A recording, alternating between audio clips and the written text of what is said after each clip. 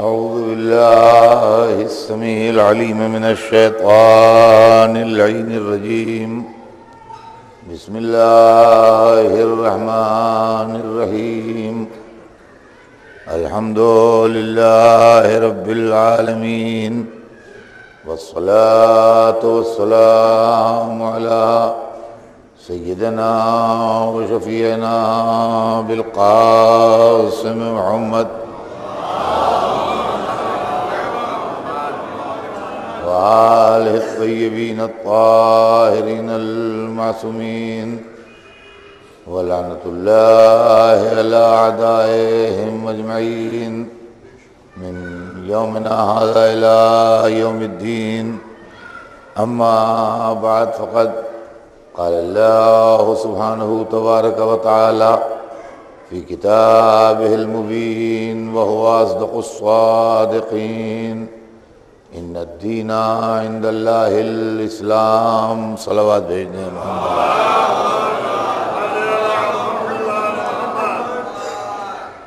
ارشاد اقدس جناب رب العزت ہے کہ یقیناً دین اللہ کے نزدیک اسلام ہے. عزیزان گرامی، اسلام وہ دین ہے جو حضرت آدم سے لے کے سرور کائنات تک مسلسل ہے. یعنی ہم نے اپنی اصطلاحوں میں یہ کہا کہ یہ یہودی ہیں، یہ عیسائی ہیں، یہ مسلمان ہیں، تو عام طور سے سننے والے کے لیے دماغ میں یہ تاثر پیدا ہوتا ہے کہ یہ الگ الگ دین ہیں. یہودی مذہب الگ ہے، عیسائی مذہب الگ ہے، اسلام الگ ہے، اور دنیا میں جو دوسرے مذہب ہیں وہ الگ ہیں. مذہب الگ الگ نہیں ہے، دین الگ الگ نہیں ہے، دین ایک ہی ہے. ان الدین عند اللہ الاسلام، اللہ کے نزدیک دین اسلام ہے. اب الگ الگ اس لیے نظر آ رہے ہیں کہ ہر نبی کے بعد لوگوں نے دین میں ترمیم کی اور اپنے مطلب کے مطابق دین کی شکل کو بگاڑا اور بدلا. جب دوسرا رہبر آیا تو اس نے پھر اس کو صحیح شکل میں لا کے رکھا.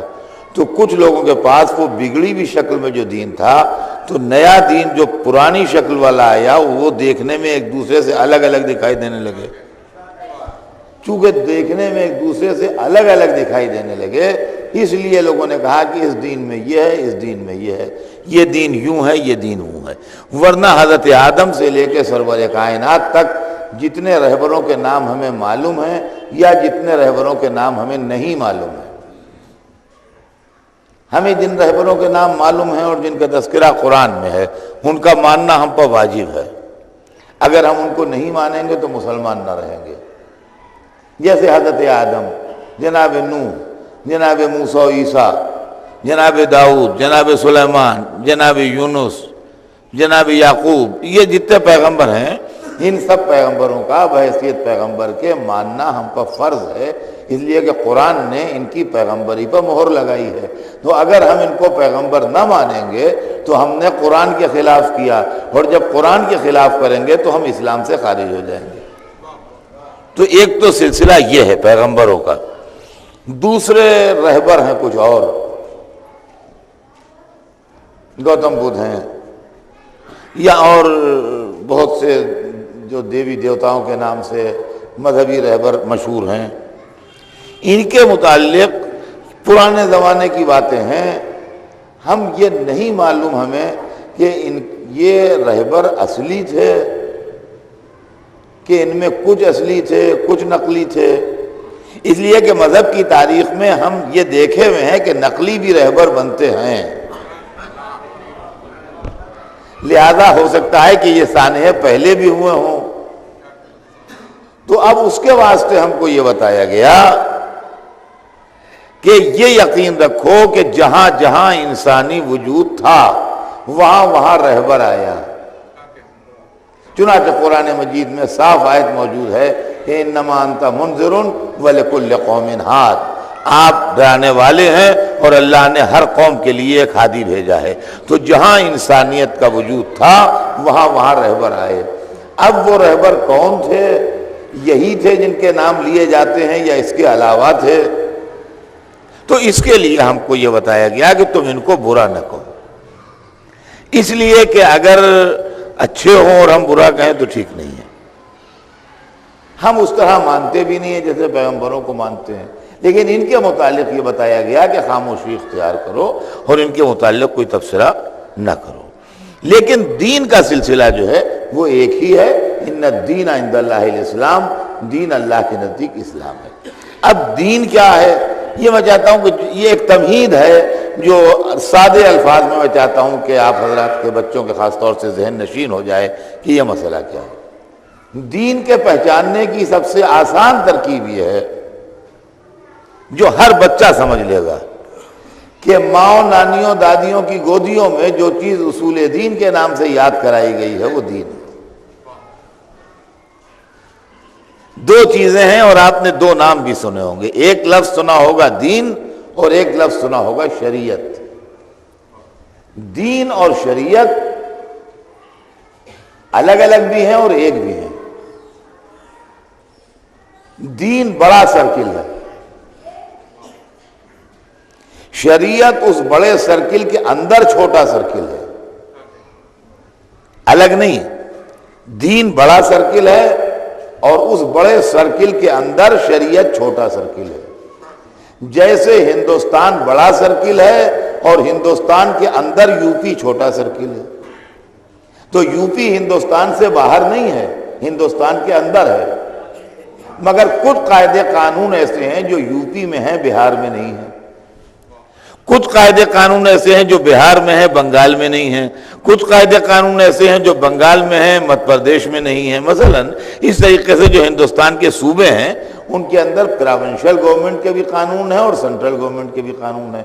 اب سینٹرل گورنمنٹ کے جو قانون ہیں وہ سارے ہندوستان میں لاگو ہوں گے، اور پروونشل گورنمنٹ کے جو قانون ہیں وہ اسی حد تک لاگو ہوں گے جس حد تک اس پروونس کی حدیں ہیں، اور جہاں سے اس کی حدیں ختم ہو جائیں گی وہ قانون لاگو نہیں ہوں گے۔ تو شریعت جو ہے وہ سمجھیے پروونشل گورنمنٹ ہے اور دین جو ہے وہ سینٹرل گورنمنٹ ہے۔ سمجھے آپ؟ اب پیغمبروں کے پاس جو چیز آتی رہی اور بدلتی رہی وہ شریعت ہے، جو چیز نہیں بدلی کبھی وہ دین ہے۔ اب شریعت اور دین کو سمجھنے کے لیے بچوں کے لیے جو کبھی نہ بھولیں، ایک آسان مثال یہ ہے کہ جو چیزیں اصول دین میں یاد کرائی گئی ہیں وہ دین ہے، اور جو فروع دین میں بتائی گئی ہیں وہ شریعت ہے۔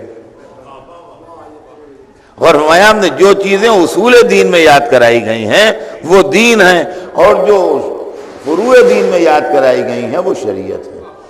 اصول دین میں ہم کو بتایا گیا کہ اللہ ایک ہے، پہلی بات توحید، آدم سے لے کے خاتم تک سب نے کہا اللہ ایک ہے، یہ بدلا نہیں کہیں۔ دوسری بات بتائی گئی عدل، آدم سے لے کے سرور کائنات تک سب نے کہا کہ عادل ہے اللہ، کسی نے نہیں کہا کہ ظالم ہے۔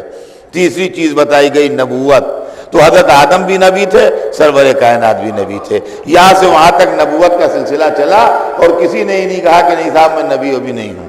سمجھے آپ؟ تو نبوت چلتی رہی، قیامت کا بھی سب نے اقرار کیا کہ قیامت آنے والی ہے۔ تو یہ اصول دین کے اندر جو باتیں تھیں یہ سب ہیں۔ اب شریعت کیا ہے؟ نماز۔ ہمارے پاس نماز کی اور شکل ہے، جناب موسیٰ کے زمانے میں نماز کی ہو سکتا ہے کچھ شکل میں تبدیلی ہو، جناب عیسیٰ کے زمانے میں کوئی اور شکل ہو۔ نماز تھی مگر شکلیں ذرا سی بدلی بھی تھیں، روزہ تھا مگر شکلیں بدلی بھی تھیں، حج تھا مگر شکل بدلی بھی تھی۔ سرور کائنات کے آنے کے بعد یہ فائدہ ہو گیا کہ دین تو نہ بدلنے والی شے ہے ہی، اب ان کی شریعت بھی قیامت تک نہیں بدلے گی، لہذا اب بدلنے کا سوال ختم ہو گیا۔ اور دوسری دلیل جو آپ کبھی نہ بھولیں وہ میں عرض کر دوں کہ یہ دین جو حضرت آدم سے چلا یہ دین مکمل ہوا جا کے روز عید غدیر، اور ہمارا نے اس لیے کہ رسول سے جو بات کہی گئی کہ یا ایھا الرسول بلغ ما انزل الیک من ربک، اے رسول پہنچا دیجئے اس بات کو جو آپ پر نازل کی گئی ہے، اور اگر وہ نہ پہنچائی تو کوئی بات پہنچائی نہیں۔ تو سوال یہ کون سی بات پہنچانے سے رہ گئی تھی سن 10 ہجری کے آخر میں؟ کیا توحید نہیں پہنچی تھی؟ کیا نبوت نہیں پہنچی تھی؟ کیا قیامت نہیں پہنچی تھی؟ کیا نماز نہیں پہنچی تھی؟ کیا روزہ نہیں پہنچا تھا؟ کیا حج نہیں پہنچا تھا؟ زکوٰۃ و خمس و جہاد نہیں پہنچے تھے؟ حرام و حلال نہیں پہنچے تھے؟ شراب حرام ہے یہ بات نہیں بتائی گئی تھی؟ جوا حرام ہے یہ بات نہیں بتائی گئی تھی؟ پہلے غیبت حرام ہے یہ بات نہیں بتائی گئی تھی؟ ماں باپ کی اطاعت واجب ہے یہ بات نہیں بتائی گئی تھی؟ یہ سب باتیں پہنچ چکی تھیں. تو وہ شے کون سی تھی جو نہیں پہنچی تھی؟ اور وہ دین کا جز تھی کہ شریعت کا جز تھی؟ یہ بھی غور طلب ہے کہ وہ چیز جو نہیں پہنچی تھی وہ دین کے چیپٹر میں آتی تھی کہ شریعت کے چیپٹر میں آتی تھی؟ سب چیزیں پہنچ چکی تھی، امامت نہیں پہنچی تھی. روز عید غدیر امامت پہنچا دی گئی. جب پہنچا دی گئی تو یہ نہیں کہا گیا کہ آج ہم نے شریعت مکمل کر دی، بلکہ آیا تھا الیوم اکملت لکم دینکم، آج دین کامل ہو گئے. صلوات بھیجتے ہیں محمد.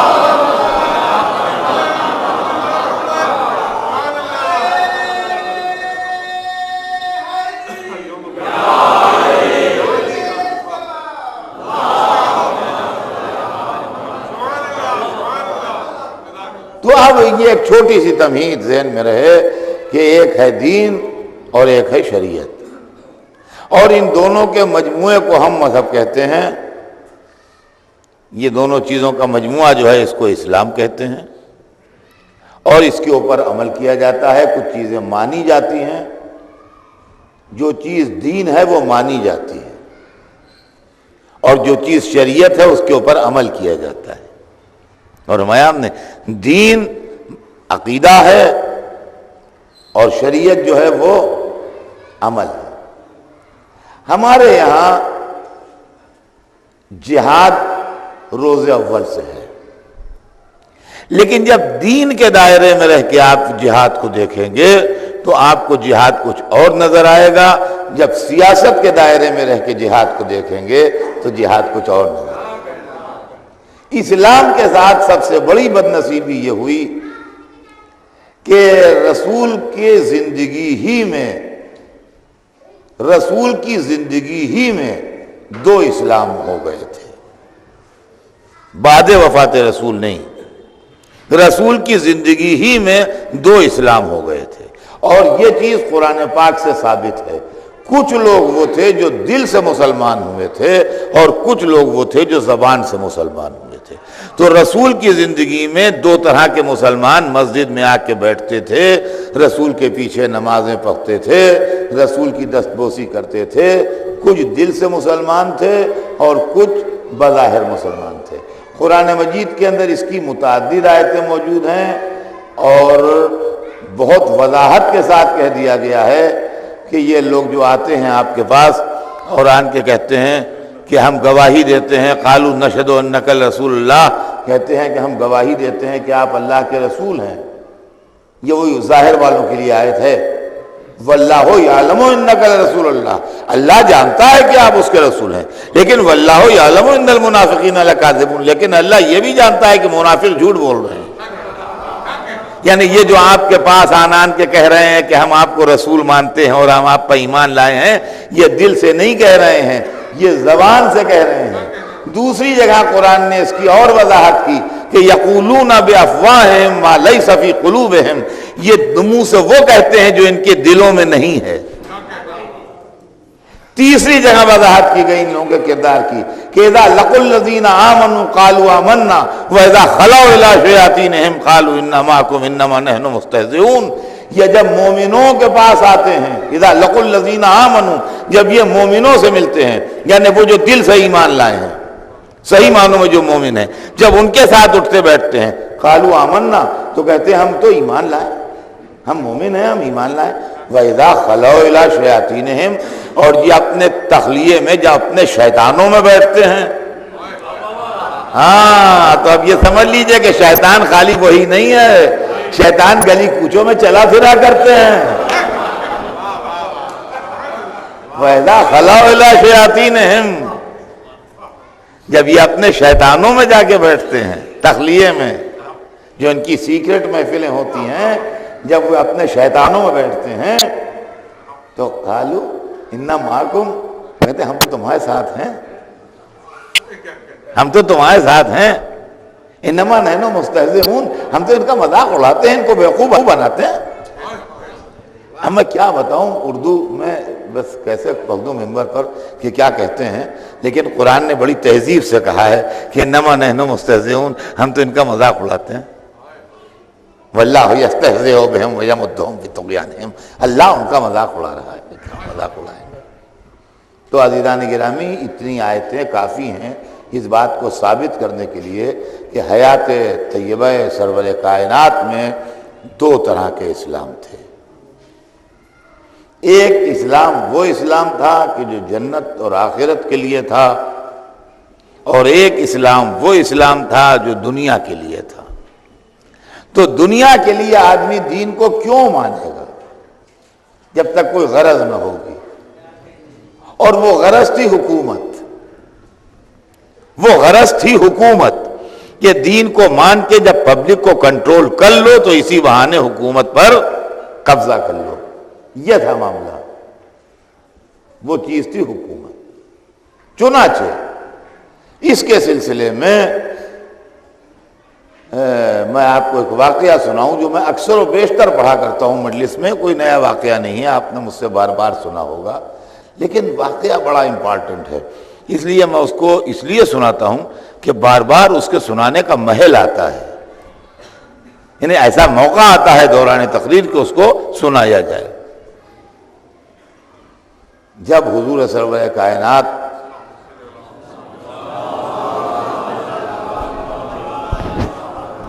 دس ہزار مسلمانوں کا لشکر لے کے مکے کو فتح کرنے کے لیے تشریف لائے، تو جب حضور کا لشکر مکے پہنچا تو عصر کا وقت تھا۔ جب مکے کے بیرونی علاقے میں لشکر اسلام پہنچا ہے تو عصر کا وقت تھا، شام ہونے کے والی تھی، تھوڑی دیر میں شام ہو جاتی۔ سرور کائنات نے یہ مناسب نہ جانا کہ مکے میں جو دشمنوں کا شہر ہے ابھی رات کے وقت داخل ہوا جائے، اس لیے کہ اندھیرے میں کوئی کچھ شرارت کر سکتا ہے، اور پھر مکے کا احترام بھی ہے کہ وہاں خون نہ بہے، وہاں انسانی جانیں تلف نہ ہو، لہذا ایک طرف احترام مکہ اپنی جگہ اور دوسری طرف دشمنوں کی سازشیں اپنی جگہ، لہذا مناسب نہ تھا کہ رات کے اندھیرے میں یہ لشکر مکے میں جائے۔ تو آپ نے فرمایا کہ رات بھر ہم باہر بیرون مکہ قیام کریں گے اور سویرے کی نماز پڑھ کے ہم مکے میں داخل ہوں گے۔ چنانچہ لشکر مکے کے باہر میدانوں میں اتر پڑا، اور چونکہ 10,000 کا لشکر تھا لہذا یہاں سے وہاں تک خیمے لگ گئے، اور ظاہر ہے کہ کچن ہوگا ان کا اور سب کچھ ہوگا، جانور ہیں، سواریاں ہیں، یہ پورا یہاں سے وہاں تک سمجھیے 10,000 آدمیوں کا ایک پورا خیموں کا ایک شہر آباد ہو۔ اس موقع پر تاریخ اس لیے لکھ گئی کہ تاریخ حرکت وہاں کرتی ہے جہاں اہل بیت انوالو ہوتے ہیں، دھوکے میں لکھ جاتے ہیں بہت سے معاملے، ہم پکڑ لاتے ہیں۔ تو چونکہ اس میں فار اگینسٹ میں کوئی اہل بیت کا تعلق نہیں تھا لہذا مورخ جھونک میں لکھ گئے، ہم نے اس سے اپنا مطلب نکال لیا۔ 2 آدمی پہاڑ پر چڑھے لشکر اسلام دیکھنے کے لیے، ان میں ایک مسلمان تھا اور ایک کافر تھا، ایک بنی امیہ میں تھا اور ایک بنی ہاشم میں تھا، دونوں ایک شہر کے باشندے تھے لہذا آپسی تعلقات تھے، نظریات میں فرق تھا لیکن جان پہچان تھی۔ تو دونوں پہاڑ پر چڑھے، جو مسلمان تھے وہ رسول کے چچا عباس ابن عبد المطلب تھے اور بنی ہاشم میں بھی تھے وہ، اور جو کافر تھا وہ ابو سفیان تھا اور بنی امیہ میں بھی تھا وہ۔ یہ دونوں پہاڑ پر چڑھے اور پہاڑ پر چڑھ کے انہوں نے لشکر اسلام کو دیکھا، تو وہ ابو سفیان جس کی پوری زندگی میدان جنگ میں کٹی، لشکر جمع کرتے اور لشکر لاتے اور لشکر لے جاتے اور لشکر کشی کرتے، اس کو دیر نہیں لگی لشکر کی طاقت کا اندازہ لگانے میں، وہ ایک نظر میں تاڑ گیا کہ کتنا عظیم لشکر ہے، وہ تو ایکسپرٹ تھا اس میدان کا، اس کو دیر نہیں لگی، وہ فوراً دیکھ کے سمجھ گیا کہ کیا صورتحال ہے، اور اتنا حیرت ہوئی اس کو اور ایسا اس کو اچنبھا ہوا کہ وہ اپنی حیرت کو چھپا نہ سکا، اور اس نے بڑی تعجب کے ساتھ کہا کہ تمہارے بھتیجے نے بہت بڑی حکومت بنا لی۔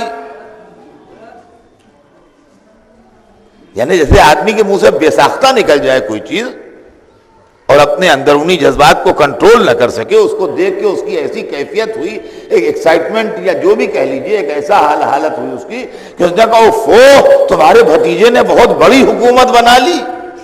اتنا سننا تھا کہ باوجود تعلقات دیرینہ کے عباس کو یہ بات بہت بری لگی، اور انہوں نے پہلو میں کھڑے ابو سفیان کو کوہنی ماری، اور کوہنی مار کے کہا کہ بدبخت، یہ حکومت نہیں ہے، رسالت ہے۔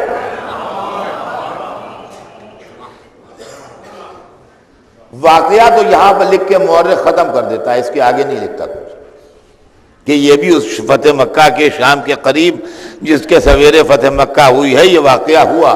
یہ واقعہ تو لکھ دیا مورخ نے، اور یہیں پر چیپٹر کلوز کر دیا کہ انہوں نے کوہنی ماری، اور کوہنی مار کے کہا کہ بدبخت، یہ حکومت نہیں ہے، یہ رسالت ہے۔ لیکن ہم نے جو اس سے نتیجہ نکالا وہ یہ کہ ابھی تک سب خیریت ہے۔ لشکر اسلام کو دیکھ کے مسلمان کہہ رہا ہے کہ یہ حکومت ہے، کافر کہہ رہا ہے کہ مسلمان کہہ رہا ہے یہ رسالت ہے، اور کافر کہہ رہا ہے یہ حکومت ہے۔ دو الگ الگ نظریے ہیں، الگ الگ فرقے ہیں، چونکہ فرقے الگ الگ ہیں لہذا خیالات الگ الگ ہیں۔ آج اگر کوئی نان مسلم کہے کہ ہم مسجد کو احترام کی نظر سے نہیں دیکھتے، اس کی کوئی اہمیت نہیں ہے، تو ہمیں کوئی پریشانی نہیں ہے،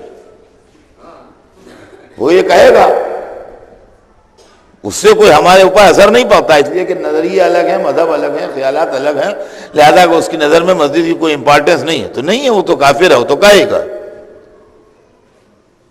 لیکن آپ یہ کہنے لگے تو بڑی پریشانی کی بات ہے، پھر مسجدوں کی زندگی خطرے میں ہے۔ دیکھیں یہی مسئلہ ہے کہ آج کوئی وہابی کہے کہ آزاداری کی ہم اہمیت نہیں سمجھتے، ہمیں کوئی پریشانی نہیں ہے، وہ تو کہے گا، لیکن اپنے گھر سے آواز آئے کہ آزاداری کی اہمیت کم ہے، جی تو بہت پریشانی کی بات ہے۔ تو رات تک سب خیریت تھی، جو لشکر اسلام کو دیکھ کے حکومت کہہ رہا تھا وہ کافر تھا، اور جو رسالت کہہ رہا تھا وہ مسلمان تھا۔ سویرے غضب یہ ہوا کہ سیاسی مصلحتوں سے اپنی جان بچانے کے لیے یہ ابو سفیان بھی کلمہ پڑھ کے مسلمان ہو گیا۔ اب مشکل یہ ہو گئی کہ مسلمانوں ہی میں دو طرح کے لوگ ہو گئے، ایک اسلام کو حکومت سمجھنے والا، ایک اسلام کو رسالت سمجھنے والا۔ فرمایا ہم نے مسلمانوں میں دو طرح کے لوگ ہو گئے، تو جو رسالت سمجھتے ہیں وہ تو رسالت سمجھتے رہیں گے، لیکن جب کوئی شخص کسی چیز کو حکومت سمجھتا ہے تو حکومت حاصل کرنے کے لیے ایڑی چوٹی کا زور بھی لگاتا ہے۔ اور یہی ہوا کہ وہ ابو سفیان جو حکومت سمجھ کے اسلام میں شامل ہوا تھا، بعد میں پہلا اقتدار جو ہے وہ اسی کی نسل کو ملا اسلام میں۔ تو عزیزان گرامی یہ تمہید میں نے آپ کو اس لیے سنائی کہ اسلام دو ہے، ایک اسلام وہ ہے جو حکومت والا اسلام ہے، اور ایک اسلام وہ ہے جو رسالت والا اسلام ہے۔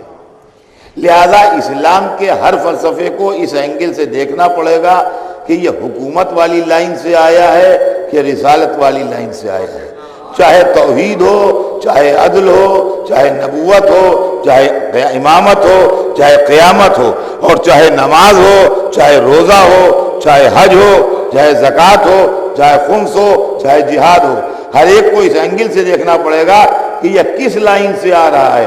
اگر حکومت والی لائن سے آ رہا ہے تو پولیٹیکل ہے، یہ اسلام نہیں ہے، اگر مذہب والی لائن سے آ رہا ہے تو صحیح ہے اور قابل قبول ہے۔ تو عزیزان گرامی اور چیزوں سے مجھے بحث نہیں، میرا موضوع جو جہاد اسلامی ہے، چونکہ آج کل تھوڑے عرصے سے لفظ جہاد بہت زیادہ بدنام ہو رہا ہے، اور مسلمانوں میں ایک بہکا ہوا طبقہ ایسا پیدا ہو گیا ہے کہ جو لفظ جہاد کو ایسے بے تکے معنوں میں استعمال کر رہا ہے کہ جس سے اسلام اور مسلمانوں کا، یعنی اسلام تو نہیں، مسلمانوں کا سر شرم سے جھک جاتا ہے، اور وہ اپنے خیال میں بڑے اچھے مسلمان ہیں یا خدمت دین کر رہے ہیں۔ جو جہادی تنظیمیں ہیں وہ نمازیوں کو مار مار کے کون سے اسلام کی خدمت کر رہے ہیں؟ ابھی آپ نے اخباروں میں پڑھا ہوگا کہ 2 دن پہلے بقرعید میں ایک مسجد میں بم پھٹا اور 50 نمازی اس کے اندر جاں بحق ہو گئے۔ اچھا، یہ کسی کافر دیش میں ہوا نہیں کہ جو کہا جائے بھائی کافروں کی دست اندازی کی وجہ سے یہ ہوا، خالص اسلامی ملک کے قلب میں یہ واقعہ ہوا۔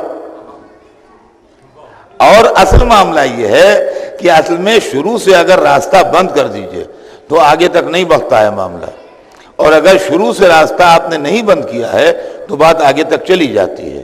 لڑکا جب ابتدا میں بگڑے تو وہیں پر کنٹرول کر لیجئے، ورنہ پھر آگے کنٹرول ہونا مشکل ہوگا۔ آج سے چند برس پہلے اسی ملک میں امام باڑوں میں بم پھٹ رہے تھے اور فائرنگ ہو رہی تھی، اس وقت سارا عالم اسلام چپ تھا۔ ہم بول رہے تھے کہ حسین سے راستہ خدا تک جاتا ہے، اب وہ راستے پہ آپ نے روکا نہیں، اب وہ مسجد تک پہنچ گئے۔ صلوات بھیج دیں محمد۔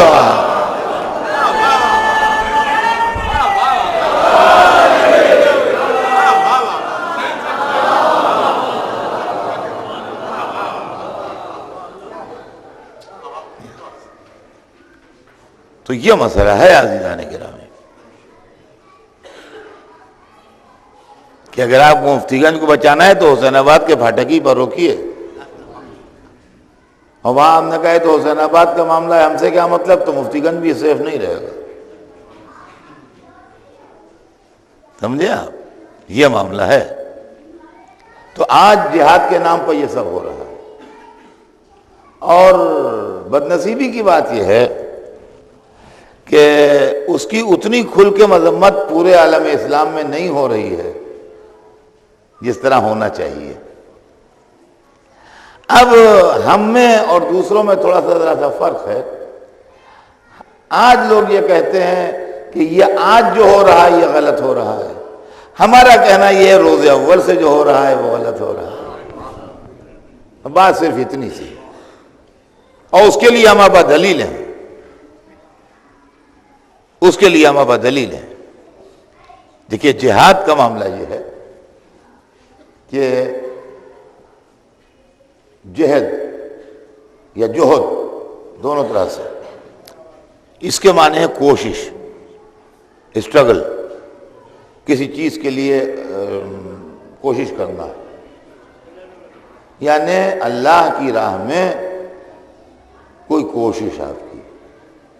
جہاد ایک طرح کا نہیں ہوتا، جہاد قلم سے بھی ہوتا ہے۔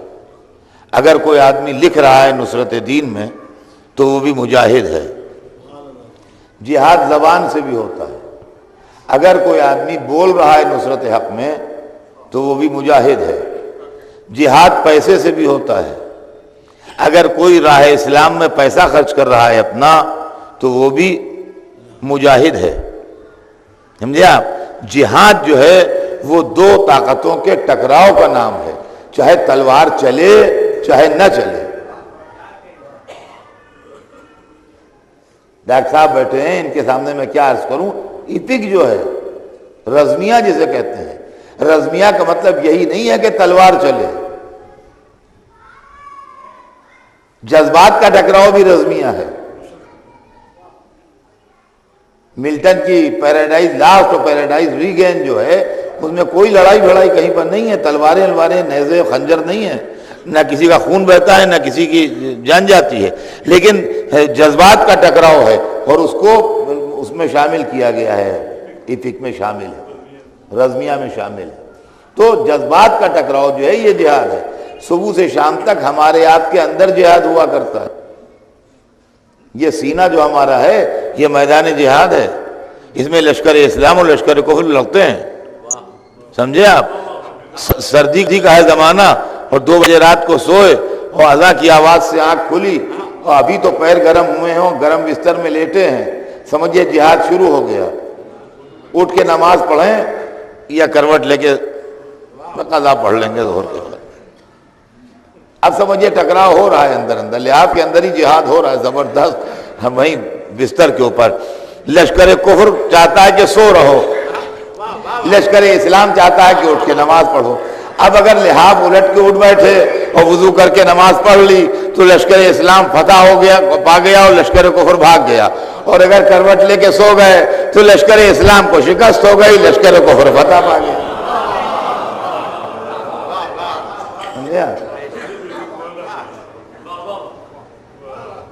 خیر اب تو بن گیا یہ امام باڑہ، لیکن مثلا جیسے بن رہا تھا، ہمیں 10 بوری سیمنٹ دے دیں، ارے پھر دے دیں گے، دے دیں نہ دیں، دے دیں نہ دیں۔ اگر دے دی 10 بوری سیمنٹ تو لشکر اسلام جیت گیا، اور اگر نہیں دی ٹال گئے لشکر کفار کو فتح ہو گئی۔ سمجھا؟ تو یہ معاملہ ہے۔ تو جہاد کا مطلب یہی نہیں ہے کہ تلواریں کھینچی ہوئی ہوں تب جہاد ہو رہا ہو، جہاد جذبوں کے ٹکراؤ کا نام ہے۔ من جملہ ان کے جہاد بھی سیف بھی ہے۔ ہمارے یہاں جو شرعی اسلام ہے اور مذہبی اسلام ہے اور اہل بیت کی نگرانی والا اسلام ہے، اس کے اندر عبادتوں کے سلسلے میں کچھ حدود معین ہے۔ نماز سب سے اہم، سب سے ضروری، محتم بالشان، سب سے پہلے فروغ دین، مگر اس کے قاعدے ہیں۔ سویرے 2 ہی رکعت پڑھی جائے گی، ظہر میں 4 رکعت ہوگی، مغرب میں 3 رکعت ہوگی۔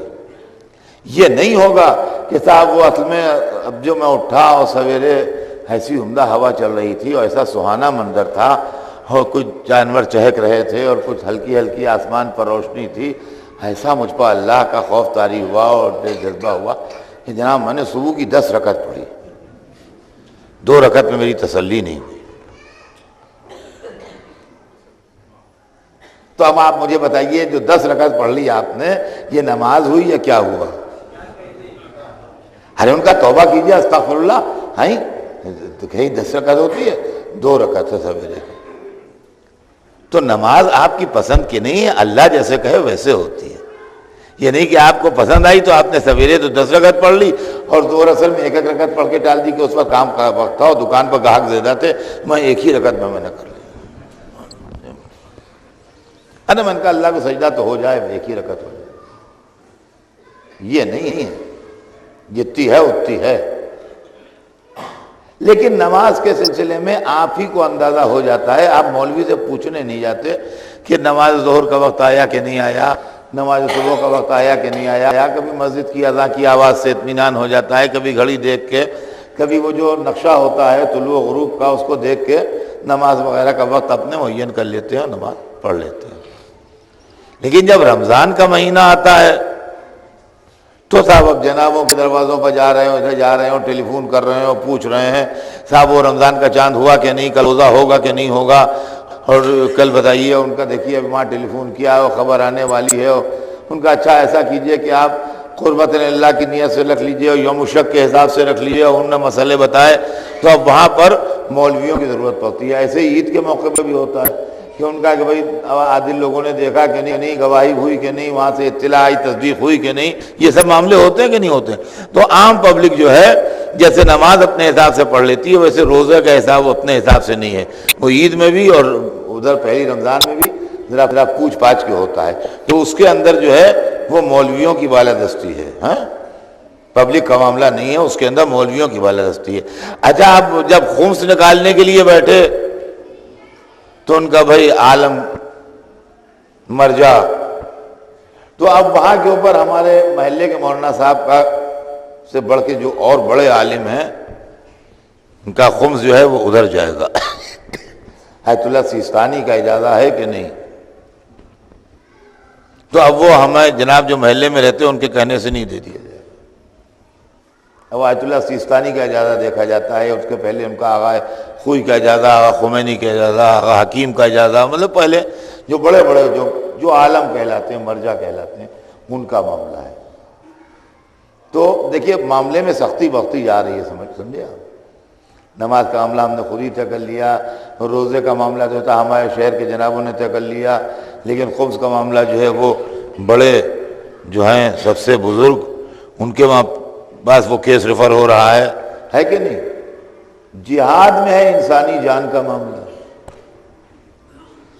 تلوار والے جہاد میں آپ کی جان انوالو ہے، سمجھے آپ؟ تو یہ ہمارے مذہب میں اثنا عشری فقہ میں بغیر اذن معصوم نہیں ہوتا ہے۔ اس کی وجہ یہ ہے کہ مجتہد سے خطا بھی ہوتی ہے، خطا اجتہادی ہے، فتوے میں غلطی ہو گئی، ثواب دینے والا تو اللہ ہے، مجتہد نے نیت اس کی بری نہیں تھی، نیت اس کی صحیح تھی، لیکن انسان ہے، تحقیق میں غلطی ہو گئی تو کہا بھائی خطا اجتہادی ہے، اس کے اوپر کوئی اللہ کی یہاں پکڑ نہیں ہوگی اس کی، اس لیے کہ اس کی نیت ٹھیک تھی، اس نے اپنے جیسے اعراف ججمنٹ ہے کہ ہائی کورٹ کا ججمنٹ اگر سپریم کورٹ میں پٹ جائے تو جج برطرف نہیں کیا جائے گا، اس لیے کہ ہائی کورٹ کے جج نے اپنے حساب سے انصاف کا فیصلہ کیا تھا، اب کسی وجہ سے کسی گوشے پر اس کی نظر بحیثیت انسان ہونے کے رہ گئی تو سپریم کورٹ کے جج نے اس کو ٹھیک کر دیا، چلو معاملہ ختم ہو گیا، لیکن اس کا مطلب یہ نہیں ہے کہ ہائی کورٹ کا جج برطرف کر دیا جائے کہ آپ نے کیوں تو اس نے جان بوجھ کے غلط فیصلہ نہیں دیا تھا، اس کی نیت صحیح تھی۔ ویسے عالم سے خطا اجتہادی ہو جاتی ہے، لیکن جان بوجھ کے اس نے آپ کو گمراہ کرنے کے لیے فتویٰ نہیں دیا ہے، وہ جان بوجھ کے اس نے یہی چاہا ہے کہ آپ صحیح کام کریں، لیکن انسان ہے بیچارہ، غلطی ہو گئی تو چلیے اس کے اندر تو معاملہ ٹھیک ہے، بھائی چلو غلطی ہو گئی، لیکن اگر جہاد میں غلطی ہو گئی اور 200 گردنیں کٹ گئیں، لہذا جہاد کو ایسے کے حوالے کیا گیا جس سے غلطی نہ ہو۔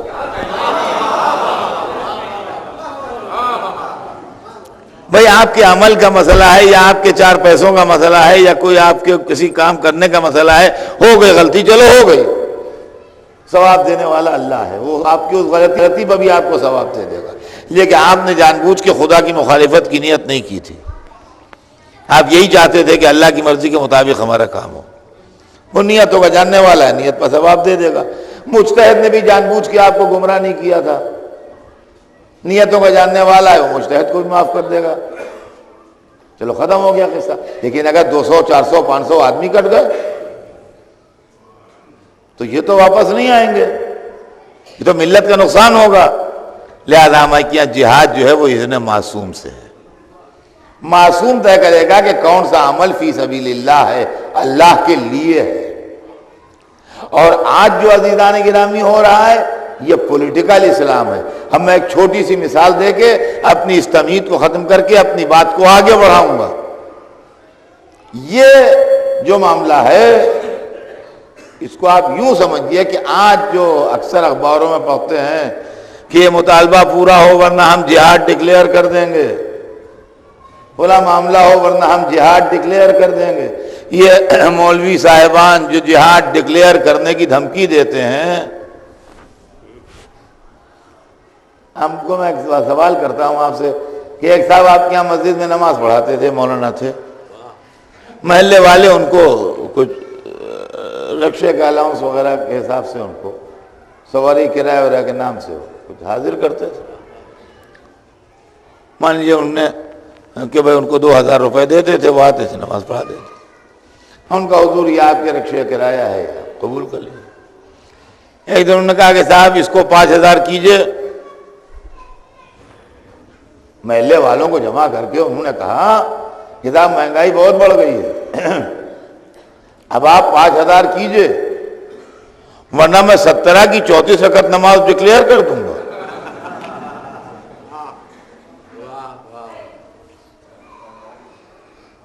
24 گھنٹے میں 17 رکعت ہے نا، میں 34 رکعت ڈکلیئر کر دوں گا، اور یہ سمجھ لیجئے آپ کہ میں 2 مہینے کے روزے ڈکلیئر کر دوں گا، رمضان شوال لغت نہ پڑ جائے گا آپ کو۔ آپ مجھے بتائیے کسی بھی عالم سے جا کے اسلام کے جتنے فرقے ہیں پوچھ لیجئے کہ کیا مولوی کو حق ہے کہ 34 رکعت نماز ڈکلیئر کر دے؟ کیا مولوی کو حق ہے کہ 2 دفعہ 2 مہینے کے روزے ڈکلیئر کر دے؟ کیا مولوی کو حق ہے کہ یہ کہے میں صاحب 2 دفعہ زندگی میں حج ڈکلیئر کر دوں گا، آپ 1 دفعہ کر کے آئے ہیں، میں کہہ دوں گا کہ زندگی میں 2 دفعہ کرنا چاہیے، پھر بڑھاپے میں بھیجوں گا آپ کو حج کرنے کے لیے؟ تو جب مولوی کو نماز ڈکلیئر کرنے کا، روزہ ڈکلیئر کرنے کا، حج ڈکلیئر کرنے کا حق نہیں ہے تو جہاد ڈکلیئر کرنے کا حق کہاں سے آ گیا ہے؟ اب غور کیجیے، تو عزیزان گرامی، صرف اور صرف ہمارا فرقہ ایسا ہے کہ جو جہاد کے فلسفے کو سمجھاتا ہے کہ جہاد کا فلسفہ کیا ہے۔ ہمارے جنن بھائی ہمارے بچپن کے دوست بھی ہیں، ان سے رشتہ داری بھی ہے، اور ہم لوگ ایک ہی ایج گروپ کے ہیں۔ یہ ہمارے پیچھے بہت دنوں سے پڑے ہوئے تھے کہ 5 مجلس ہے پڑھ دو، 5 مجلس ہے پڑھ دو، 5 مجلس ہے پڑھ دو۔ میں سمجھتا ہوں 5-6 برس سے پیچھے پڑے ہوئے، اور ہم ہاں ہوں کر کے ڈالا کرتے تھے۔ اب ہم نے سوچا کہ بھائی ایک دفعہ ان کی خواہش پوری کر دیں، تاکہ اصل میں ان کی خواہش جو ہے، یہ میں آپ سے بتا دوں، وہ یہ سب مضمون سننے کی نہیں ہے جو میں پڑھ رہا ہوں۔ مقصد سادی دیگر، ان کی خواہش جو ہے وہ ہے ان جہادوں کو سننے کی جس میں مولا علی نے تلوار چلائی ہے، سمجھے آپ؟ ان کی خواہش ان جہادوں کو سننے کی ہے، وہ میں پڑھوں گا، ان کی خواہش پوری کروں گا۔ لیکن ضرورت اس بات کی تھی کہ اس کو پڑھنے سے پہلے ایک تمہید قائم ہو جائے تاکہ فلسفہ جہاد اسلامی سمجھ میں آئے۔ اور جہاد کا عمل جو ہے میاں، وہ فی سبیل اللہ ہے، یعنی جب مجاہد تلوار لے کے میدان میں نکلتا ہے اللہ کی راہ میں، دیکھیے جہاد میں قتل ہونے والا، شہید ہونے والا زندہ رہتا ہے، تو یہ زندگی فری فنڈ میں نہیں ملتی ہے۔ لیکن قرآن ایسی چیز ہے کہ آپ نکل کے کہیں جا نہیں سکتے ہیں، وہ انسان کا کلام نہیں ہے کہ انسان داؤں دے کے نکل جائے، جس نے انسان کو بنایا ہے اس کا کلام ہے۔ وہاں ایک لفظ ایسا رکھا ہوتا ہے کہ اس کے اندر زندگی بھر سر پٹک کے رہ جاؤ، نکلنے کا راستہ نہ ملے۔ وَلَا تَحْسَبَنَّ الَّذِينَ قُتِلُوا فِي سَبِيلِ اللَّهِ أَمْوَاتًا، ہرگز ان کو مردہ نہ کہنا جو اللہ کی راہ میں قتل ہو۔ یہ اللہ کی راہ کا لفظ جو ہے یہ اتنا دشوار لفظ ہے کہ اس کا ثابت کرنے میں لوہے لگ جائیں گے کہ دولت مقصود نہ تھی، شہرت مقصود نہ تھی، حکومت مقصود نہ تھی، صرف رضا خدا مقصود تھی، تب تو جہاد ہے، ورنہ جنگ ہے۔ اب یہ فی سبیل اللہ کا فلسفہ کون سمجھائے گا؟ فی سبیل اللہ کا فلسفہ صرف علی سے سمجھ گیا ہے۔ جتنا بہتر اور جتنا عمدہ یہ فلسفہ علی سمجھائیں گے۔ اور عزیزان گرامی، اسی لیے جہاد کے اصول الگ ہیں، جنگ کے اصول الگ ہیں۔ جہاد الگ چیز ہے، جنگ الگ چیز ہے۔ لڑائی جو ہوتی ہے وہ کبھی جذباتی ہیجان کا نتیجہ ہوتی ہے، غصے میں آئے لڑ پڑے، کسی نے ایک جملہ کہہ دیا، آپے سے باہر ہو گئے، لڑائی ہو گئی۔ کبھی مال کی تمنا ہوتی ہے، کبھی جائیداد کی فکر ہوتی ہے، کبھی خاندانی دشمنی ہوتی ہے، سینکڑوں فیکٹر ہیں جو لڑائی میں کام کرتے ہیں۔ جہاد میں ان میں سے کوئی چیز کام نہیں کرتی، صرف خوشنودی پروردگار، اللہ راضی ہو۔ جہاد میں اور جنگ میں فرق ہے۔ جنگ میں اپنی پوزیشن مضبوط کرنے کے لیے، اپنی جان بچانے کے لیے، اپنے کو سیف کرنے کے لیے میدان جنگ سے بڑی بڑی فوجیں پیچھے بھی ہٹتی ہیں۔ میں نے جب آنکھ کھولی اور ہوشیار ہوا تو سیکنڈ گریٹ وار کا زمانہ تھا، اور اس کے بعد پھر میں نے اس کی کتابیں بھی پڑھی، اور اس کے مضمون جو چھپتے تھے اس زمانے میں، بہت چھپتے تھے ایک زمانے میں شروع میں، وہ پڑھے اور کتابیں پڑھی۔ تو آپ دیکھیے کہ جو لوگ لڑائی جیتے ہیں، برطانیہ اور ان کے ساتھی، کتنے موقع ایسے آئے ہیں جہاں سکسیسفل ریٹریٹ کا لفظ ان کے یہاں استعمال ہوا ہے، کامیابی کے ساتھ پیچھے ہٹے، سکسیسفل ریٹریٹ۔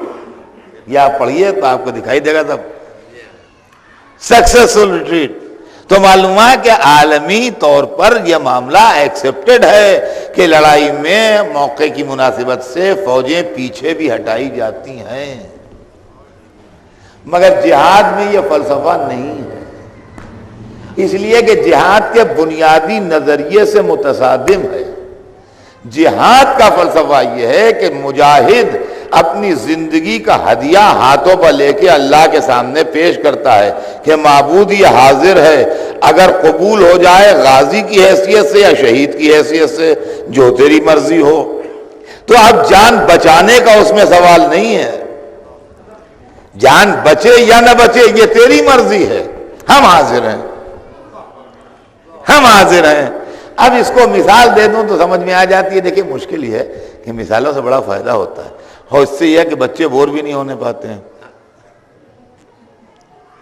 کہ بہت عمدہ برفی بنتی ہے یہاں چوراہے کے پاس، زبردست، ایسی برفی بنتی نہیں لکھنؤ میں کہیں۔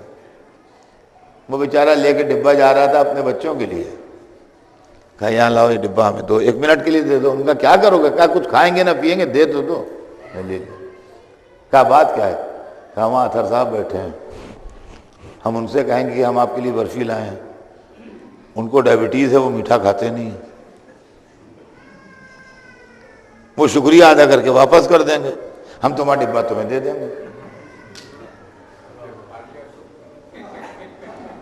وہاں جناب جب وہ ڈبہ لے کے ہمارے سامنے آئے تو پتہ نہیں ہم کس موڈ میں تھے، ہم نے ہاتھ بڑھا دیا، بس جیسے ہی ہاتھ بڑھایا بس ہی ڈبہ بند کر کے بھاگے۔ یہ ہے میدان جنگ سے بھاگنا۔ صلوات بھیجتے ہیں محمد والے۔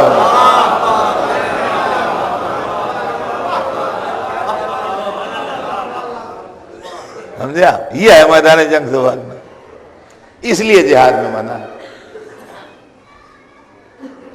تو عزیزان گرامی، اسلام کے جہاد کو اگر سمجھنا ہے تو بادشاہوں کی لڑائیوں سے نہ سمجھیے گا، نہیں سمجھ میں آئے گا۔ وہ جہاد نہیں ہے، وہ ملک گیری کے لیے لڑائیاں ہیں۔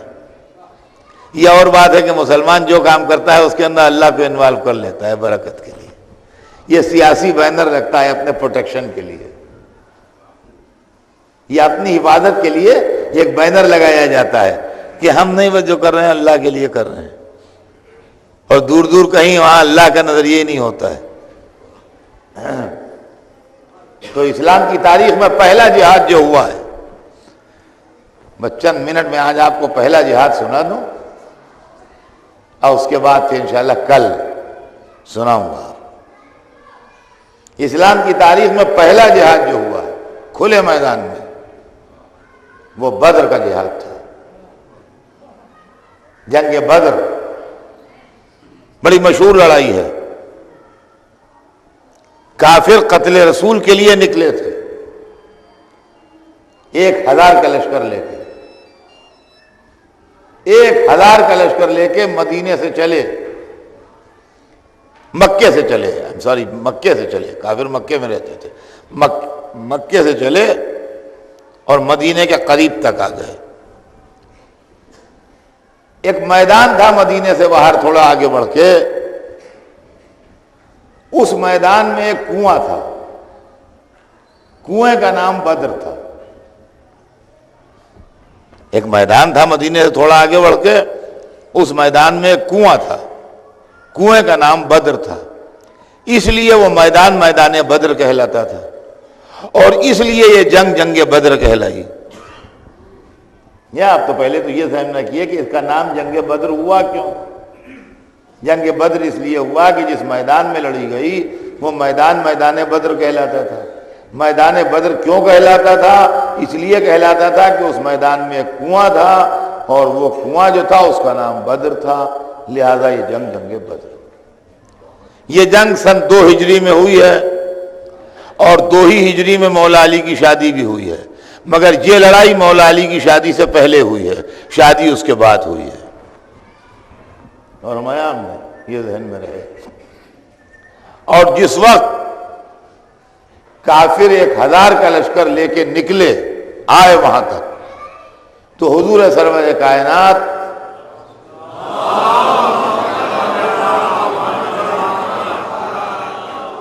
اسلام اور مسلمانوں کے دفاع کے لیے خوشنودی پروردگار میں ایک چھوٹا سا لشکر لے کے نکلے، اس لیے چھوٹا سا لشکر کہ اس سے زیادہ لوگ جمع نہیں ہو پائے، نہیں تھے، اور لشکریوں کی تعداد 313 تھی۔ ایک چھوٹا سا لشکر لے کے نکلے، اس لیے چھوٹا سا لشکر کہ اس سے زیادہ لوگ جمع نہیں ہو پائے، نہیں تھے، اور لشکریوں کی تعداد 313 تھی۔ حضور کے ساتھ جو لشکر تھا اس کی تعداد 313 تھی، اور کافروں کے ساتھ جو لشکر تھا ان کی تعداد 1000 تھی۔ صورتحال یہ تھی کہ میدان میں جو اینڈ مکے کی طرف تھا ادھر کفار کی فوجیں سفارہ تھیں، اور جو اینڈ مدینے کی طرف تھا ادھر مسلمانوں کی فوجیں سفارہ تھیں۔ میدان ہلکا سا سلوپ تھا، ذرا سا، یعنی ایک طرف کو ہلکی سی ڈھال تھی۔ مدینہ اینڈ کی طرف سے ڈھال شروع ہوئی تھی اور مکہ اینڈ کی طرف جا کے وہ ڈھال ختم ہوئی تھی۔ جس سویرے لڑائی ہونے والی تھی رات کو بارش ہو گئی، بارش سے مسلمانوں کو فائدہ پہنچا، کافروں کو نقصان پہنچا، اس لیے کہ ادھر چونکہ اونچی زمین تھی لہذا ریت کے اوپر جو پانی پڑا، پانی پڑ کے جو بہا تو یہ ریت سخت ہو گئی تو ان کے پیر رکھنے میں اور چلنے پھرنے میں اور موومنٹ میں آسانی ہو گئی۔ پانی بہ کے سب ادھر گیا تو ادھر کیچڑ ہو گئی تو ان کے چلنے پھرنے میں اور موومنٹ میں دشواری ہو گئی۔ یہ لڑائی، یہ ذہن میں رکھیے گا، یہ لڑائی نہ دولت کے لیے ہوئی تھی، نہ حکومت کے لیے ہوئی تھی، نہ اقتدار کے لیے ہوئی تھی، نہ خاندانی دشمنی میں ہوئی تھی، نہ زن زمین کے جو چکر ہوتے ہیں اس میں ہوئی تھی۔ یہ لڑائی ان سب معاملوں میں کسی میں نہیں ہوئی تھی۔ اس لڑائی میں جو ایشو تھا وہ یہ تھا کہ رسول اللہ کہہ رہے تھے کہ اللہ ایک ہے، لا الہ الا اللہ، نعرہ ان کا یہ تھا کہ لا الہ الا اللہ، اللہ اکبر، نہیں ہے کوئی اللہ سوائے اللہ کے، اللہ اکبر، اللہ سب سے بڑا ہے۔ مسلمانوں کا نعرہ تھا اللہ اکبر، اور کافر کہہ رہے تھے کہ اللہ ایک نہیں ہے، اللہ 360 ہیں، ان میں سب سے بڑا حبل ہے۔ چنانچہ وہ نعرہ لگا رہے تھے اعلیٰ حبل، ادھر نعرہ لگتا تھا اللہ اکبر، ادھر والے نعرہ لگاتے تھے اعلیٰ حبل۔ اعلیٰ حبل، حبل نام ہے، پراپر ناؤن ہے، بت کا نام ہے، اور اعلیٰ مانے وہی اونچا بڑا، اعلیٰ حبل مانے سب سے بڑا جو ہے وہ حبل ہے، اور مسلمان کہہ رہے تھے سب سے بڑا جو ہے وہ اللہ ہے۔ تو یہ لڑائی جو تھی یہ اللہ اور بتوں کے بیچ میں تھی۔ 1000 جو مکے سے آئے تھے وہ بتوں کے طرفدار تھے، اور جو مدینے سے نکلے تھے وہ اللہ کے طرفدار تھے۔ جب لڑائی کا میدان جمع اور لشکر دونوں طرف کے سفارہ ہوئے تو کافروں کے لشکر سے 3 آدمی باہر نکلے، ایک کا نام تھا عتبہ، ایک کا نام تھا شیبہ، ایک کا نام تھا ولید۔ 3 آدمی باہر نکلے، عتبہ، شیبہ، ولید، تینوں کافر تھے، تینوں بنی امیہ تھے، اور یہ تینوں ہندا کے رشتہ دار تھے۔ ابو سفیان کی بیوی، معاویہ کی ماں اور یزید کی دادی ہندا جو تھی، عتبہ ہندا کا باپ تھا، شیبہ ہندا کا چچا تھا، ولید ہندا کا بھائی تھا۔ یہ اچھے طریقے سے ذہن نشین کر لیجئے۔ عتبہ ہندا کا باپ تھا، شیبہ ہندا کا سگا چچا تھا، ولید ہندا کا سگا بھائی تھا۔ یہ 3 آدمی نکلے اور انہوں نے کہا کہ آؤ میدان میں جس میں آنا ہو، نکل آؤ ہمارے سامنے۔ تو اس وقت مدینے والے بڑھے۔ مدینے میں جو لوگ رسول اللہ کے ساتھ آئے تھے لشکر میں، ان میں 2 طرح کے لوگ تھے۔ ایک تو مدینے کے پرانے باشندے تھے، اور تھوڑے سے وہ لوگ تھے جو رسول اللہ کے ساتھ مکے سے ہجرت کر کے گئے تھے۔ جو مکے سے ہجرت کر کے گئے تھے وہ مہاجر کہلاتے تھے، اور جو مدینے میں میزبانی کے فرائض انجام دے رہے تھے، جنہوں نے مہمان کیا تھا، وہ انصار کہلاتے تھے. فرمایا ہم نے. تو یہ مہاجر و انصار کا لفظ استعمال ہوتا تھا. انصار یعنی مدینے کے باشندے، مہاجر یعنی مکے سے مائگریٹ کر کے ہجرت کر کے مدینے جانے والے. تو انصار حاضر ہوئے اور انصار نے حاضر ہو کے کہا یا رسول اللہ آپ ہمارے مہمان ہیں اور آپ کے شہر سے جو لوگ آپ کے ساتھ آئے ہیں وہ بھی ہمارے مہمان ہیں. ہماری غیرت یہ گوارا نہیں کرتی کہ مہمان لڑیں اور میزبان تماشا دیکھیں. یہ ہماری غیرت سے نہیں ہوگا کہ مہمان تو تلواریں چلائیں اور تلواریں کھائیں اور میزبان کھڑے تماشا دیکھتے رہیں. ہم نے آپ کو مہمان کیا ہے تو سمجھ بوجھ کے مہمان کیا ہے. یہ دن کا بھی ہمیں اندازہ تھا کہ سامنے آئے گا. پہلے ہم جائیں گے، مقابلہ کریں گے. جب ہم نہ رہیں اور ہم سب مر جائیں تو پھر آپ کو اختیار ہے. لیکن جب تک ہمارا ایک بچہ بھی زندہ رہے گا ہم آپ کو میدان میں نہیں جانے دیں گے. ہم لڑیں گے پہلے اور اس کے بعد جو بھی اللہ کی مرضی ہوگی دیکھا جائے گا. چونکہ بات معقول تھی لہذا رسول اللہ خاموش ہو گئے. 3 نوجوان انصاریوں میں کے یعنی مدینے کے باشندے گھوڑے اڑاتے ہوئے پہنچے ہوئے. عرب کا رواج یہ تھا کہ جب آمنے سامنے آتے تھے تو ایک دوسرے کا خاندان، حسب نسب، نسل، کون ہو، کس کے بیٹے ہو، کس قبیلے کے ہو، کس خاندان کے ہو، یہ سب پوچھا جاتا تھا. تو جب یہ لوگ وہاں گئے تو انہوں نے کہا تم کون ہو؟ تو انہوں نے اپنا خاندان بتایا کہ ہم مدینے کے رہنے والے ہیں، انصاری لوگ ہیں، فلاں ہیں فلاں ہیں، فلاں قبیلے کے ہیں، ہمارے باپ فلاں ہیں، دادا فلاں ہیں، جو کچھ تھا انہوں نے بتایا. انہوں نے کہا بھیا ہم تم سے نہ لڑیں گے